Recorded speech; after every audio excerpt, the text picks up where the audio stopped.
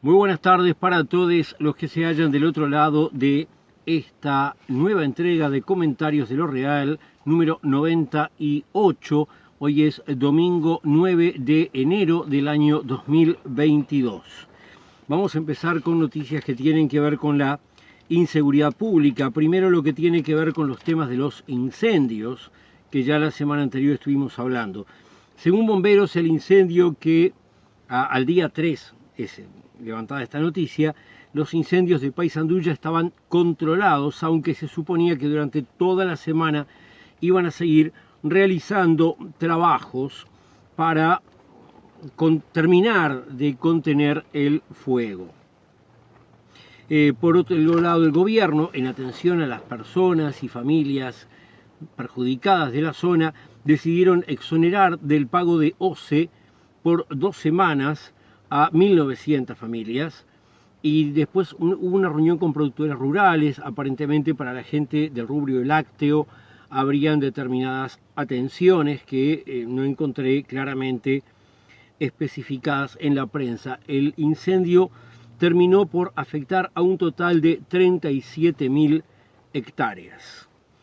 Tenemos por otro lado que también Inumet está advirtiendo que hay riesgos fuertes de más incendios en el territorio uruguayo.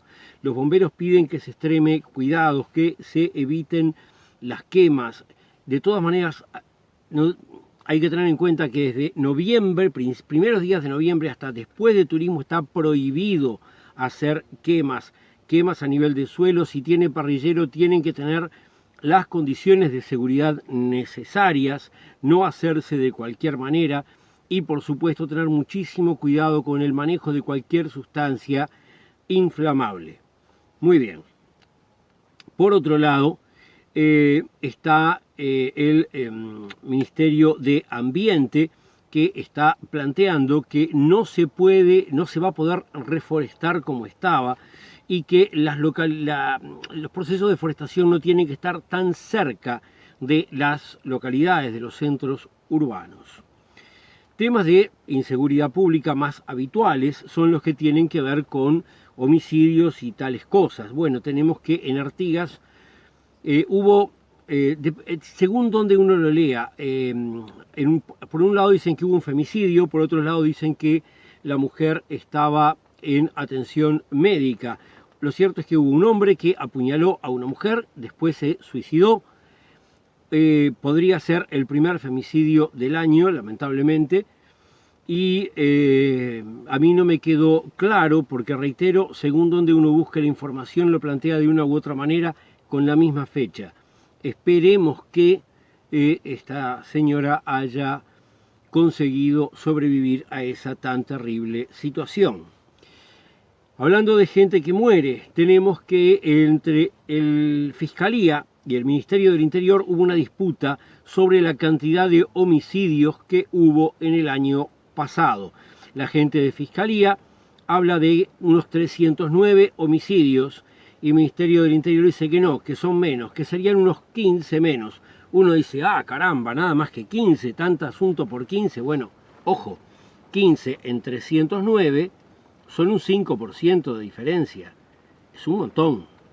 Entonces, bueno, ¿qué es lo que pasa? El Ministerio del Interior dice que Fiscalía toma no solamente los homicidios donde alguien va a matar a alguien, sino también los homicidios culposos. Esto es cuando alguien mata a alguien sin haberlo querido matar.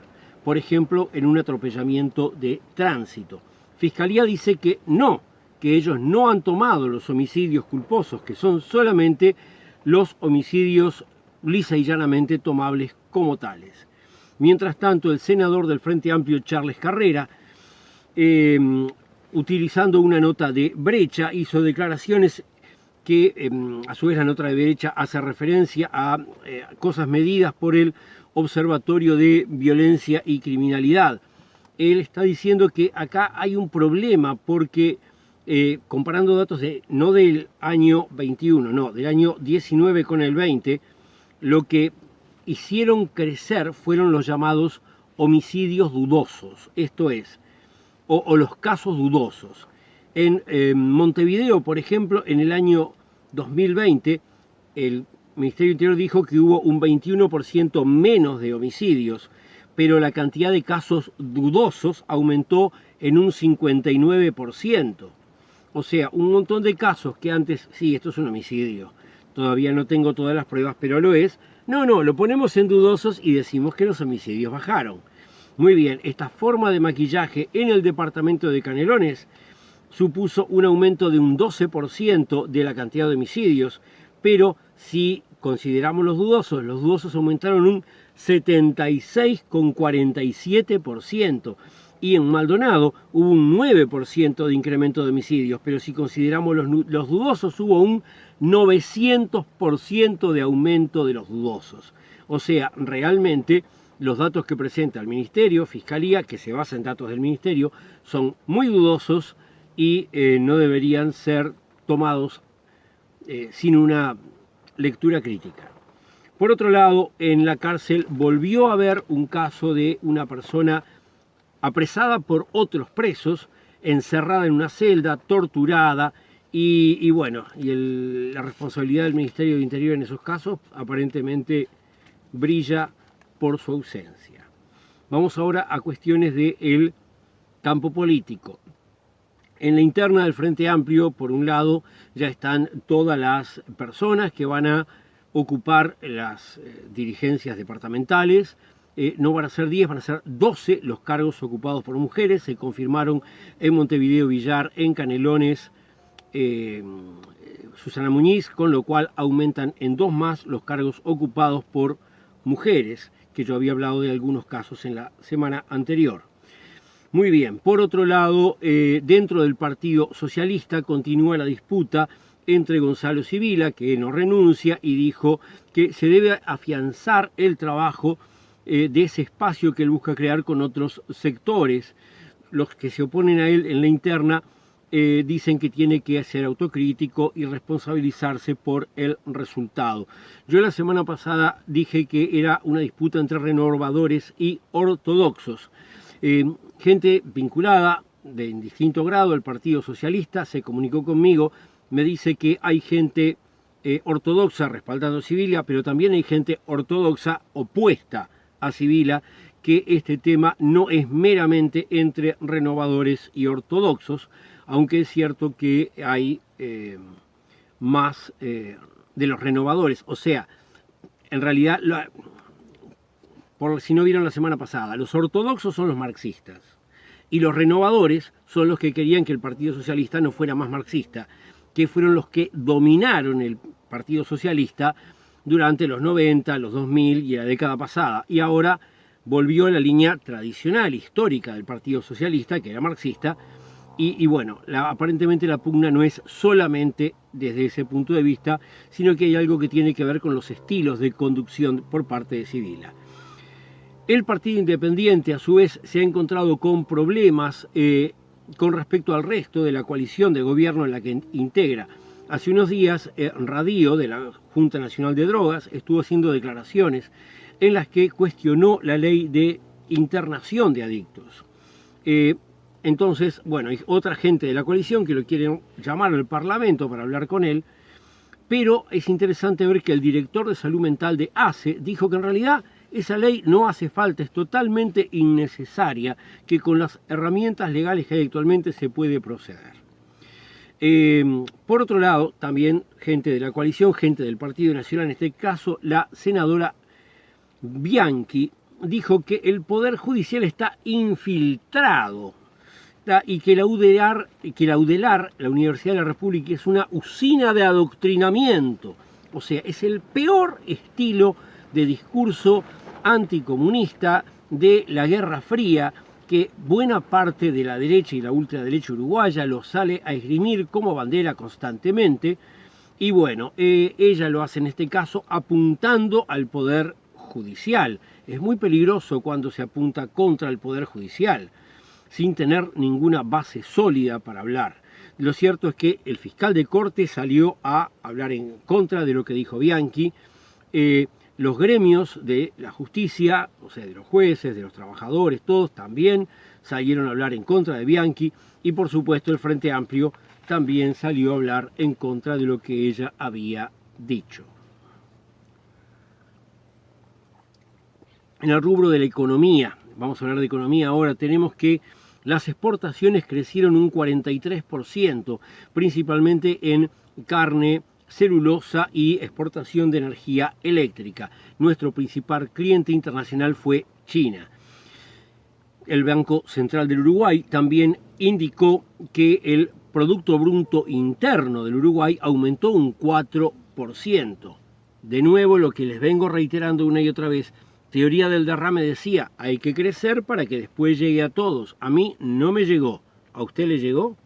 Bueno, seguimos viendo cómo esto no funciona. Y esto es coincidente con otra noticia publicada en este caso por La Diaria, que indica que el patrimonio de las 20 personas más ricas en el 2021 creció un 30%, cosa que tiene que ver con la bolsa de valores y con el mercado inmobiliario. O sea, realmente lo que hay es una concentración de la riqueza. Por otro lado, la inflación aumentó en un 8% y el Banco Central del Uruguay decidió aumentar la tasa de interés para que, según ellos, no sigan subiendo los precios. ¿Cómo se entiende la relación entre estas cosas? La inflación es la suba de los precios, hasta ahí es claro. ¿Por qué suben las cosas? Bueno, la gente que apoya las teorías neoliberales dice que la causa de aumento es que la cantidad de trabajo y la cantidad de moneda se desequilibran. Si la moneda aumenta más que la cantidad de trabajo, entonces los precios suben. Entonces ellos suben la tasa de interés, esto es, cada préstamo que se haga, compra de tarjeta de crédito, etcétera, va a pagar más intereses, con lo cual termina la gente teniendo menos plata. Los bancos tienen más, pero ellos van a tener menos plata. Y el resultado de tener menos plata, según estas teorías, bajaría la tasa de interés. Hay otras teorías sobre cómo funciona la economía. Yo personalmente sostengo que la inflación es el resultado de un proceso de fuerza. Esto es, hay gente a la que le conviene la inflación. Con la inflación bajan los ingresos de los trabajadores porque dependen de los sueldos solamente, mientras que aquellas personas que tienen propiedades inmuebles, bonos del tesoro, cuestiones de la bolsa, se ven mucho menos afectados por la inflación. Y aparte para ellos es un cambio. Entonces el resultado es que hay una acción de fuerza de los más poderosos para perjudicar a los más necesitados. Y en vez de controlar los precios, no, controlan los intereses. Muy bien, favorecen de paso a los bancos. Vamos ahora a pasar a otro asunto, ahora asuntos del orden sindical. Sutel realizó una intimación por vía judicial al Poder Ejecutivo para que se suspenda la portabilidad numérica hasta hecho el referéndum. En la ley de urgente consideración estaba establecido que todas las compañías tenían que ir a la portabilidad numérica, cosa que supone que una persona pueda con el mismo número cambiar de una compañía a otra. Eso beneficia a las compañías transnacionales que ya tienen todo el software y perjudica a Antel. Es parte de la campaña anti-Antel que tiene este gobierno. Entonces Sutel dice, bueno, ya que hay un referéndum contra la LUC, que se suspenda esta acción hasta después. El gobierno no quiere avanzar ahora, cosa de que si después pierden el referéndum ya lo hicimos. Bueno.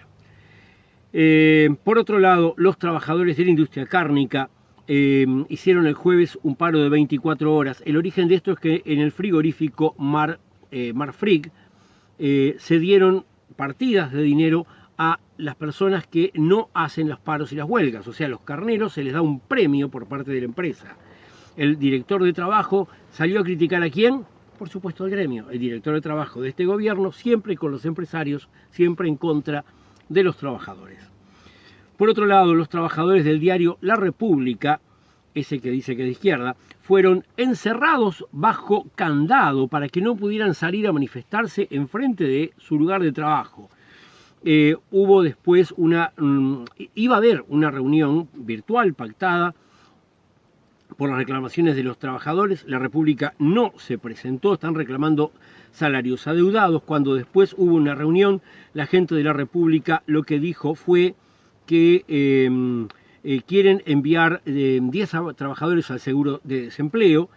La gente del sindicato de la prensa está diciendo que tienen muchas dudas de la viabilidad económica de la República y también dudas sobre quiénes son los dueños de la República. Es una cosa grave. Yo no sé cómo es la situación con respecto a estos órganos de prensa. Mi postura hace mucho tiempo es que las sociedades anónimas nunca deben existir. Toda empresa debe tener claramente escrito quiénes son los dueños. Si es por acciones, las acciones tienen que ser nominadas. Estas acciones son de fulano, de vengano, de sultano. Nadie puede ser un dueño anónimo de una empresa, pero mucho menos en el caso de un órgano de prensa. Yo, como persona que lee sistemáticamente la prensa y leo todos los días La República, veo un corrimiento hacia la derecha de los titulares de La República y a veces me parece que hasta veo elogios bajo cuerda a la gente de Cabildo Abierto. Muy bien, vamos por otro lado a cuestiones que tienen que ver con algunos lugares del interior de la República. En Colonia hay un balneario que se llama Artilleros. Con el 1 de año hubo aparentemente una reyerta generalizada allí. La policía tuvo que intervenir y impedir el acceso a ese lugar. Algo totalmente lamentable. En Maldonado, el Hotel Fasano. Oh, caramba, el mismo nombre que el que era el dueño antes de la República. Bien, ese hotel que ya antes en su construcción había tenido 2 amonestaciones por infracciones, cuestiones hechas mal, ahora está siendo sancionado porque construyeron una pista de aterrizaje sin contar con autorización previa. Finalmente, en Piriápolis hubo una situación de tormenta que generó unas inundaciones terribles, pero afortunadamente no hubieron desgracias personales, cosa que siempre es algo para festejar. Vamos ahora a noticias del ambiente. Resulta que en Uruguay tenemos murciélagos. Eso es algo muy bueno. Los murciélagos son un animal que tiene determinados nichos ecológicos importantes por la función que cumplen, de quién son depredadores, de algunos insectos, de algunos roedores, pero además hay especies de murciélagos que tienen que ver con la polinización, igual que las abejas y las mariposas y las avispas. Bueno, el tema, y otros animales más, que yo seguramente no lo sé. Bueno, en Uruguay hay un laboratorio que fabrica veneno para murciélagos, le hace propaganda y lo vende. Los murciélagos son, en muchos casos, especies protegidas, en riesgo de extinción. Esas cosas no deberían ocurrir. Y el capítulo final va a venir dedicado a los temas de la salud. Bueno, tenemos por un lado que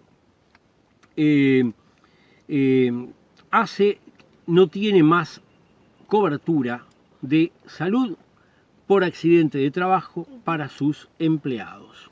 ¿Cómo es esto? Bueno, ¿vieron cuando una persona trabaja en un lugar y tiene un accidente, recibe una cierta cobertura de esa situación, para lo cual está el sanatorio del Banco de Seguros del Estado? Muy bien, el tema es que le debe 2 millones de dólares al Banco de Seguros del Estado. Es sacar 2 millones de una cuenta del Estado y pasarla a otra. No tienen ninguna justificación para no pagar. Acá están perjudicando a los trabajadores de ACE, claramente. Muy bien, tenemos por otro lado que vamos ahora a las noticias que tienen que ver específicamente con el tema del COVID. El COVID ha aumentado mucho en estos últimos días. La cantidad de test en Maldonado se duplicó y tenemos que se están dando vacunas por fuera de agenda en cantidad de 30 a 40 por día. Las emergencias están presentando una sobrecarga de llamadas que hacen muchas veces retrasos en los casos menos graves. No han llegado, sin embargo, a la saturación. En medio de esta situación, que el gobierno festeja, miren cómo vienen los turistas. Bueno, yo no quise ni hablar de eso porque me parece hasta de mal gusto en este momento. Bueno, en medio de esa situación, lo que hacen es cambiar el protocolo cuando aumentan los casos y ahora la gente con 3 dosis de vacuna o los asintomáticos, en vez de estar 14 días en cuarentena, como hicimos muchos, van a tener que estar solo 7 días. ¿Tá? Cuando aumentan los casos, caramba, qué terrible. Bueno, lo cierto es que vamos a mirar qué es lo que pasa con la cantidad de casos. Hay una aplicación Coronavirus UI, una aplicación que está disponible para todo el que la quiera bajar. Ahí los datos son oficiales, yo me estoy basando exclusivamente en los datos oficiales. Uno de los datos que toman es la cantidad de pacientes nuevos en los últimos 7 días sobre 100.000. Muy bien. Esto da un cierto valor de índice. El valor de índice promedial para el Uruguay estaría en 107 casos. Algunos departamentos tienen mucho más que eso. ¿Cuál es el departamento que tiene más? Maldonado. Maldonado tiene 237 de índice. ¿Cuál es el segundo departamento que tiene más? Bueno, el segundo departamento que tiene más es Rocha, que tiene 182 de índice. Los dos departamentos que reciben mayor cantidad de turistas son los dos departamentos en los cuales hay mayor cantidad de casos nuevos de COVID. Este gobierno está apostando a abrir la canilla, que entren turistas por la economía, y después lo que nos encuentra es una suba general del COVID. Muy bien. Muchos podrán estar diciendo, Guillermo, no sos coherente, tú has venido durante mucho tiempo diciendo que la economía es, y lo sigo diciendo, la economía es crucialmente importante. Tenemos ahora una enorme parte de la población vacunada. Es más, la vacunación para los niños entre 5 y 12 años va a comenzar, se está comenzando el Ministerio de Salud Pública a comunicar las fechas para esa vacunación. Eso está muy bien. Entonces, ¿cuál es el problema? Bueno, la variante nueva que está circulando, la Omicron, genera una gran cantidad de contagios. Una gran cantidad de contagios implica un montón de gente que, como si están vacunados, van a ser casos leves, no van a tener mayores problemas, pero tienen que quedarse, no pueden ir a trabajar. Bien, entonces se genera una menor producción, una mayor cantidad de daño a la economía. Si la economía anda peor, la economía de su bolsillo también, no estoy hablando solo de la macroeconomía nacional, entonces es mucho más difícil poder enfrentar las dificultades que se van presentando con respecto a esta o cualquier otra enfermedad. Tenemos que tener plata en el bolsillo para enfrentar las enfermedades, a nivel personal y a nivel nacional.